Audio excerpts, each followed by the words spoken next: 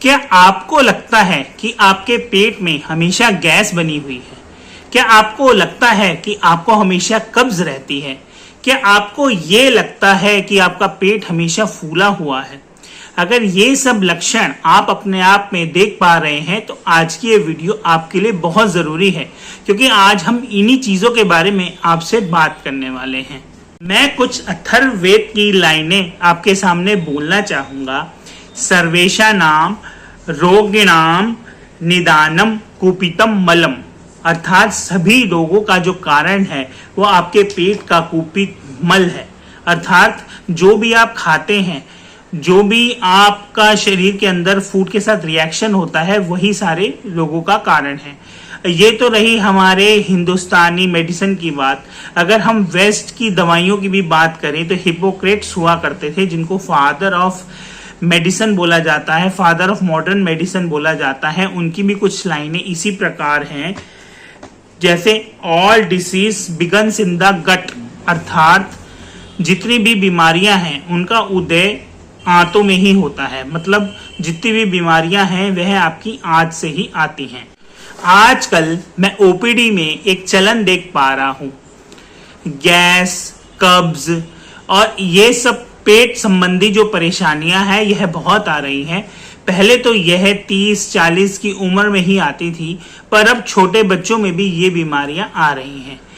इन बीमारियों में हम अक्सर गैस की गोली, डाइजीन या कब्जी के लिए कुछ सिरप दे देते हैं, बट क्या इन दवाइयों से इन बीमारियों का जड़ से हल हो पा रहा है? यह दवाइयाँ केवल लक्षणों को कम कर रही हैं, यह असल बीमारी की तरफ बिल्कुल भी प्रयास नहीं कर रही हैं उसे कम करने का। तो इसलिए आज की वीडियो में मैं बताने वाला हूं कि क्या चीज़ें करके आप अपने शरीर को इन बीमारियों से दूर रख सकते हैं, क्योंकि ये दवाइयाँ केवल लक्षण को रोक रही हैं। अगर आपके यहाँ एक जंगली पौधा उगा है तो आप उसकी टहनी काटेंगे तो वह उसका हल नहीं है। जब तक आप उसे जड़ से नहीं निकाल देंगे तब तक वह पौधा खत्म नहीं होने वाला।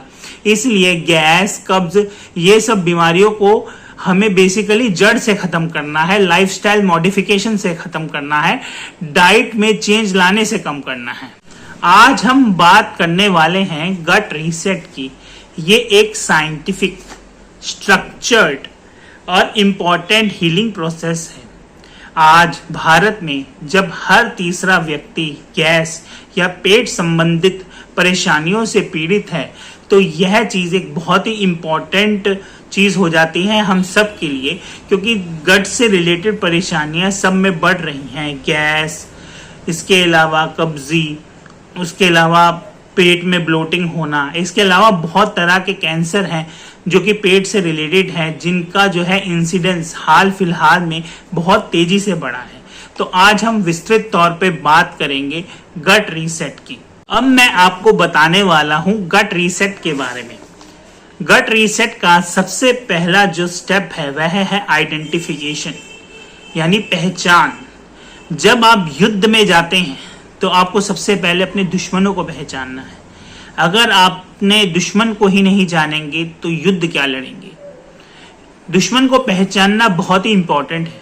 एक बीमारी है HIV, जिसमें शरीर की प्रतिरोधक क्षमता, जो पैथोजन है, जो जीवाणु है, उसी को नहीं पहचान पाती, तो उसका इलाज आज तक हम नहीं ढूंढ पाए हैं। इसलिए आप खुद ऑब्जर्व करें कि कौन सी चीज़ खाने से आपको परेशानी हो रही है। कई लोग दूध से बनी हुई चीज़ें खाते हैं तो उनको गैस हो जाती है, पेट फूल जाता है। तो ऐसे लोग क्या हो सकते हैं? लैक्टोज इंटॉलरेंट हो सकते हैं। कईयों को अनाज से बनी चीज़ें, बेकरी के बिस्कुट, ब्रेड, गेहूं से बनी हुई चीज़ें, इनके खाने के बाद भी गैस और समस्याएं हो सकती हैं। तो इन लोगों में ग्लूटेन इनसेंसिटिविटी हो सकती है। इसके अलावा कोल्ड ड्रिंक पीने, जो प्रोसेस्ड फूड है, पेस्ट्री खाने, ज़्यादा मीठा वाला खाने से क्या होता है कि इन खानों से गट की लाइनिंग में इन्फ्लेमेशन हो जाता है। और इन्फ्लेमेशन होने के कारण जो ब्लोटिंग होती है, पेट दर्द होता है, कई बार मैदे की चीज़ें खाने से कब्ज हो जाती है। तो अगर आपके शरीर की ये टेंडेंसी है कि मैदे की चीज़ें खाने से आपको कब्ज हो रही है, या ज़्यादा मीठा खाने से या बाहर का चीज़ खाने से आपको तकलीफ हो रही है, अब स्टेप 2 की बात करेंगे। ये स्टेप 2 चलता है 2 से 4 दिन में। ये होता है क्लीनिंग, हाइड्रेशन और प्रोबायोटिक्स। इसमें हम लेंगे फाइबर। फाइबर का काम क्या होता है? गट को क्लीन करना। फाइबर में हम ले सकते हैं जो उबली हुई ग्रीन लीफी वेजिटेबल्स, इसके अलावा पोहा में वेजिटेबल और ओट्स, चिया सीड, सब्जा सीड, पंपकिन का पाउडर, और इसके अलावा जितनी नॉर्मल सलाद हम खाते हैं, गाजर हो गई, खीरा हो गया, तो हमें फाइबर अपनी डाइट में अच्छे से बढ़ाने हैं। स्प्राउट्स का भी यूज़ किया जा सकता है। इसके अलावा हमें अच्छे से हाइड्रेशन मेंटेन करना है। दिन का 2.5 से 3 लीटर पानी लेना है, क्योंकि अगर आप फाइबर लेंगे और पानी नहीं लेंगे तो ये तो वही होगा कि आप लेंटर का मसाला बना रहे हैं और सीमेंट में पानी नहीं डाल रहे हैं, तो जो सीमेंट होगा वो पहले ही पत्थर बन जाएगा। इसी तरह अगर आप फाइबर लेने के उपरांत भी पानी नहीं लेते तो फाइबर ही आपकी आंतों में फंस जाए। तो इसके साथ साथ आप क्या कर सकते हैं? जीरे का पानी पी सकते हैं, नारियल पानी पी सकते हैं, वह इलेक्ट्रोलाइट अच्छे देगा। अजवाइन का पानी पी सकते हैं जिससे थाइमोल होगा, ब्लोटिंग कम होगी। और इसके अलावा छाछ भी पी सकते हैं जो आपको प्रोबायोटिक प्रोवाइड करेगी। अब इस सिस्टम का दूसरा चरण आता है, वो है प्रोबायोटिक रिचार्ज। हमारे शरीर में पाचन के लिए प्रोबायोटिक बहुत ज़रूरी है। प्रोबायोटिक डाइजेशन में मदद करते हैं, जो इंटेस्टीन में इन्फ्लेमेशन है उसको भी कम करने की कोशिश करते हैं।